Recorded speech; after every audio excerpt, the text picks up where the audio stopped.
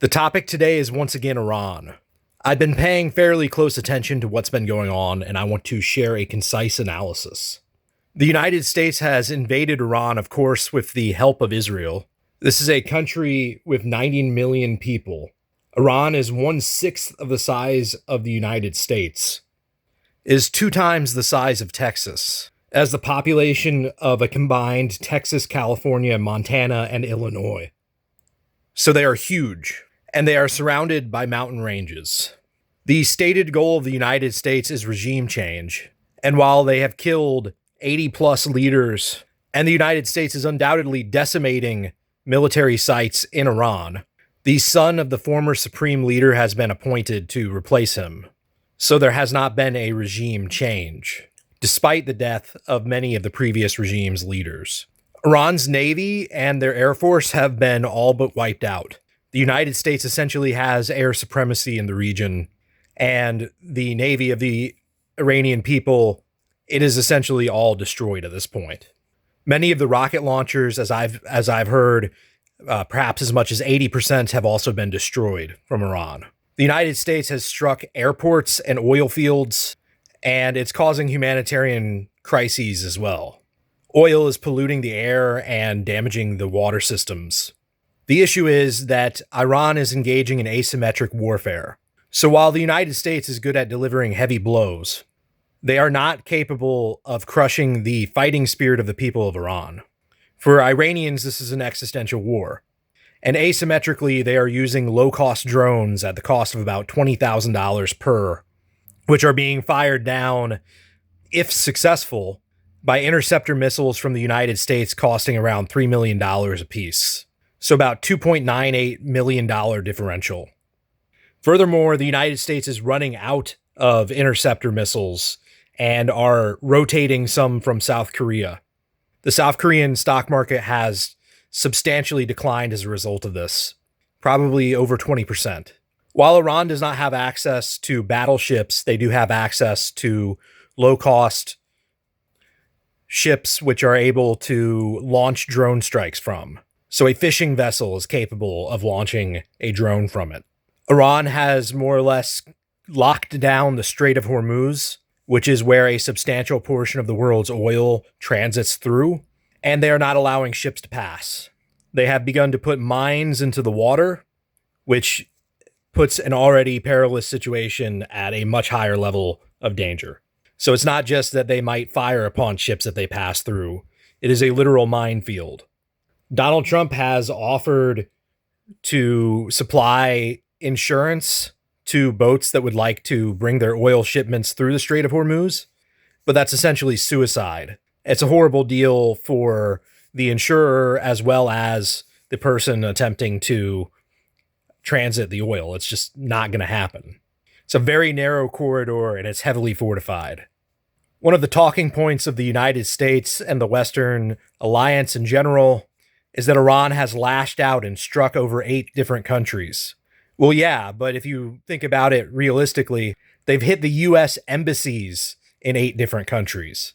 They've hit legitimate military targets in 8 different countries. They're not lashing out at the Gulf states. They've even issued a formal apology, essentially saying that they don't want to strike Gulf state nations, but they do want to strike relevant strategic targets within their area. So it is drawing into question whether the Gulf states should have ever aligned with the United States. The United States does not seem keen to help the Gulf states in defending their territories. Furthermore, the United States was reporting that they were intending to arm Kurds to mount a ground invasion of Iran. The Kurds, however, have said that they do not wish to help the United States. Historically, the United States used Kurds to fight in Iraq and Afghanistan, and it's pretty transparent that they want them to suffer the casualties of war. These people are not so stupid and naive to be taken advantage of, as maybe they would have been in the past with the low information quality of the early internet. The U.S. military also does not seem keen on entering into Iran on foot. A land war would bring significant casualties, even with the superior technology of the United States. Although they are the better fighting force, They would be attacking a fortified country which has been preparing for war for decades. And of course, they would have to enter in through the mountains somehow, and that poses a significant challenge. The morale of the United States is mixed. The American people do not support the war, and that is pretty clear. Overwhelming majority of people do not see any sort of benefit in our economic crisis that we are already experiencing to go into war in another country. They remember the past and everything that happened with the previous wars, and even the military personnel themselves, who saw enlistment as a pretty safe bet, seeing as the United States generally sustains very low casualties and offers a pretty good reimbursement plan, particularly through the post 9/11 GI Bill, which pays for full tuition to any college in the United States, as well as housing for 4 years. Most people join for the money, not ever imagining that they might even be in the remotest of danger. So to actually see the potential of danger, many are feeling skittish about their prior commitments. The Iranians have sustained a pretty significant number of casualties. The number is unknown. However, they are dug in. They have nowhere else to go. Nowhere else on earth will take them. They cannot abandon their territory. They stand and fight or die. The United States reports 150 wounded and 7 dead. Personally, I find this to be extremely suspect. 150 wounded? How did they get wounded? This combat has not seen ground combat yet. The only real attacks that the United States has sustained have been drone strikes on their embassies, which were pretty massive, and it's unclear how much damage it actually did to the structure, but most people are guessing that it's not operable anymore. Like, they basically had to withdraw from these various structures that would have acted as embassies and bases. There are 2 aircraft carriers stationed off of the coast of India and I believe in the Mediterranean. So that is where they are launching the majority of their aircraft from, the United States. Iran has threatened the USS Abraham Lincoln, but they were supposed to have attacked it within the first couple days of the war, and that has not happened at all. Trump is politically retarded. He has signaled that this could take forever, or it could be done very soon. He sort of already had his mission accomplished moment. He's declared that it should be wrapping up soon. So right now, everybody's speculating, are we going to actually try to change the regime and commit massive resources and potentially dig a gigantic economic hole? Or are they going to pull out early and claim victory on the basis of some political assassinations and leaving massive damage? The USA has very nebulous victory conditions. The stated intention is regime change. And I suppose if the son of the previous leader takes charge, you could technically claim that that's regime change. But it's certainly not the regime change that they intended to take place. As far as knocking out Iran's military capabilities, they have not done this either. Iran is aware of asymmetric warfare, and they are leaning into drone attacks. Drone attacks are cost effective and have been the majority of the fighting in the Ukraine-Russia war. And it has been long understood that the United States lacked a comprehensive strategy to deal with drone war. The United States massively overspends on everything they buy. They don't think cost effective, they think in terms of raw power. So the USA is strong and have launched massive attacks, but they are ill-suited for technical warfare over a long period of time. They have basically eliminated the entirety of the Iranian Air Force and Navy. But despite this, as long as they being the Iranian people, are regimented in their territory with conventional arms and still sitting on a massive supply of drones, the war could go on basically indefinitely. Many people have speculated that the Trump administration actually believed the regime change propaganda. The truth is that the majority of Iranian people support the regime. There is no massive group of people who are seeking to overthrow the government within Iran.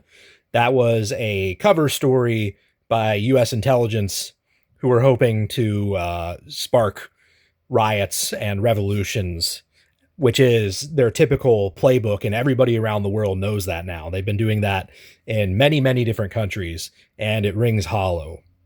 Iran's victory condition, by comparison, is very clear. If they manage to repel the invasion and force the United States out of the country, then they've won. And if they manage to destroy Israel in the process, then they super win. The basic truth is that the Gulf state allies of the United States were only allies insofar as they could derive some sort of economic or strategic benefit. They are probably closer to aligning with the Iranian people and recognize the duplicity of the American negotiation style. So we have here an existential war for the Iranian people, and for the American people, it's a retarded politician's war. I do not believe that Iran wanted war. Clearly, the United States is war obsessed. They spend more than anybody else, and they put more of their energy into it. The United States stokes wars. Other nations defend against the threat of war created by the United States, who is constantly claiming that others are the aggressors. Sure, Iran may have chanted death to America, but when asked for clarification, they specifically mean the American government which seeks to control them, which seeks to isolate them economically through sanctions from the rest of the world. I don't think that nations desire to be bombed by the United States. I don't think that Iran actually wanted a full-scale war. I don't believe that Iran was about to strike the United States or even really Israel. I think that they were genuinely interested in negotiations because what they are seeing now on the ground of Iran is horrible. While they are prepared to weather the storm and their military structure is distributed rather than centralized so that it is resilient, they would obviously prefer to have trade normalization and not be bombed. They would prefer that their currency did not collapse months before the invasion. I'm reminded of an alleged letter written by 33rd degree Freemason Albert Pike in the 1870s. Albert Pike is alleged to have wrote that the Third World War should be conducted such that Zionism and political Islamism mutually destroy each other. There are a lot of Freemasons in the United States, and Albert Pike is considered one of the most influential Freemasons of all time. Many cast doubt on the legitimacy of that letter, but given the current conflict, it does seem that it is plausible. What if the actual goal of the manipulators of all of this is for the mutual destruction of political Islamism and political Zionism? Whichever the case, it might end up happening. In conclusion, I will say that the USA should probably impeach and remove Trump and then decouple and blame Israel and apologize to Iran and the rest of the world to save face and instead focus on national problems. I know, there's no real good solutions from this point. But essentially, if I were to guess about the future, that's what's likely to happen. Maybe this drags on for a while, but sooner or later, the United States will be saying, it was just that guy. It was Trump and Netanyahu. Don't blame us. And truthfully, that is really the nature of it. So I end here and I say, leave a comment. Let me know that you heard this. Give a like, subscribe. Let me know that there's somebody on the other end of the line. What do you think about everything?